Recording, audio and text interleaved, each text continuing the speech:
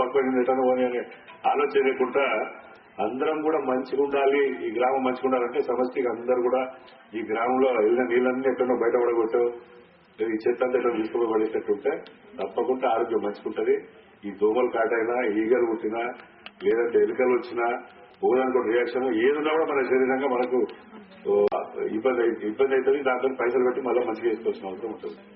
అందుకని ఈ రోజు ఈ మీటింగ్ పెట్టిన కారణం ఏంటంటే కొన్ని బీమార్ల గురించి మీకు తెలియపరచాలి. మీకు తెలిసినట్టయితే మామూలుగా చేయి కడుక్కుంటే కూడా మీరు ఎప్పుడైనా పనిచేసి వచ్చి చేయి సబ్బుతం కడుక్కొని ఎంత మైలు అయితే చూడండి. దాంట్లో కూడా మనం తింటే దాంట్లో కూడా బీమార్ అవుతా ఉంటాం.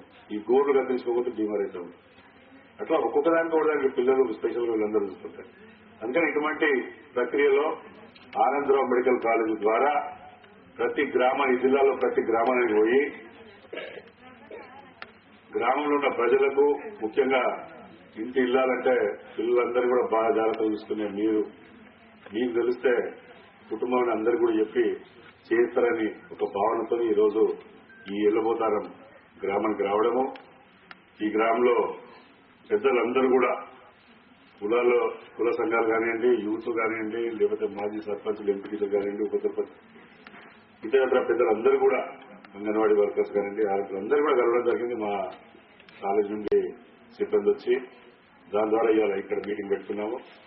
ఈ మీటింగ్ తోనే కొన్ని విషయాలన్నా మీకు తెలిసినాయని నేను భావిస్తున్నా. ఎందుకంటే ఏదో మాకు తెలిసిన కొన్ని విషయాలు చెప్పదలుచుకుంటే రోజంతా అయిపోవచ్చు, కానీ కొన్ని విషయాలన్నా ఈ రోజు మీకు తెలిసినాయని నేను అనుకుంటున్నాను. దయచేసి మీరు ఈ క్యాంప్ సద్వినియోగం చేసుకొని తద్వారా మీ రాని ఇంటి పక్కల్లో ముందటోళ్ళు చుట్టాలందరూ కూడా పంపినట్టయితే ఎక్కువ సంఖ్యలో మీరు వచ్చి మా సేవలు అందుకుంటే అదే మాకు ఆశీస్సులు మేము భావిస్తా ఉన్నాం. ఎందుకంటే ఇంతకన్నా మాకు వచ్చేదేం లేదు. మన దగ్గర గ్రామంలో కూడా కొంతమందికి క్యాన్సర్ ఉంటే వాళ్ళకు కూడా ఉచితంగా ఆపరేషన్ చేసినాము, మందులు మేము పెట్టుకున్నాము, మళ్ళీ పంపించే ప్రయత్నం చేస్తున్నాము. కాకపోతే ఇప్పుడు ఇక్కడ చేసే దానిలో కేవలము ఇన్ఫెక్షన్ ఎవరికి ఉంది అని మాత్రమే చూస్తారు. ఈ ఇన్ఫెక్షన్ వాళ్ళందరూ కూడా మందు గోళీలు ఇస్తారు. ఈ మందు గోళీలు ఇచ్చినాక వారంకో 10 రోజులకో రావాల్సినప్పుడు ఈ 100 మందిలో 5 మందో 10 మందికో ఉంటే నిజంగా మీకు బీమార్ ఉందా లేదని తెలియాలంటే మళ్ళీ ఒక పరీక్ష రావాలి. ఆ 10 మంది ఈ 10 మంది మళ్ళీ చూపించుకోవాలంటే ఎవరు రారు. ఏ పోతలో ఎందుకు లేక అనుకోవడంలే, మళ్ళీ ఇటు పోదాంలే, లగ్గాల పోదాం, పండుగ చూస్తూ ఉంటారు తప్పే రాదు.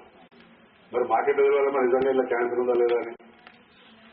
అందుకని దయచేసి ఆ ఉన్న 10 మందో 12 మందో మళ్ళా ఈ కోర్సు మందులు వాడినాక వచ్చి మాకు ఎటువంటి బీమారు లేదని నిర్ధారణ చేసుకున్నట్టయితే మాకు సంతోషం, మీకు సంతోషం అని నేను భావిస్తా ఉన్నాను.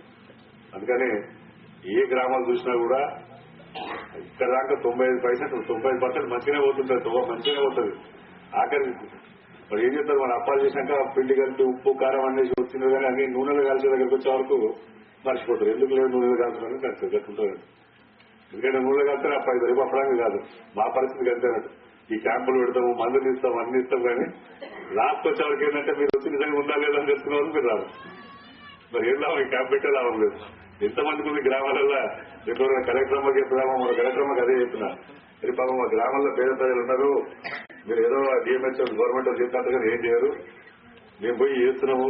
మా మహిళా సోదరులకు లాస్ట్ భయానికో మరి ఏదైనా బ్రతికిపోయి వస్తలేరు. మీ సిబ్బంది ఇక్కడ ఉంది తీసుకొచ్చి బాధ్యత వహించినట్టయితే మనం సంపూర్ణంగా ఒక కార్యక్రమం చేసిన వాళ్ళం అవుతాము అని భావనతోనే వారు కూడా కోరడం జరిగింది. వారు కూడా సానుకూలంగా స్పందించి వారు కూడా ఆలోచిస్తారని చెప్పారు జరిగింది.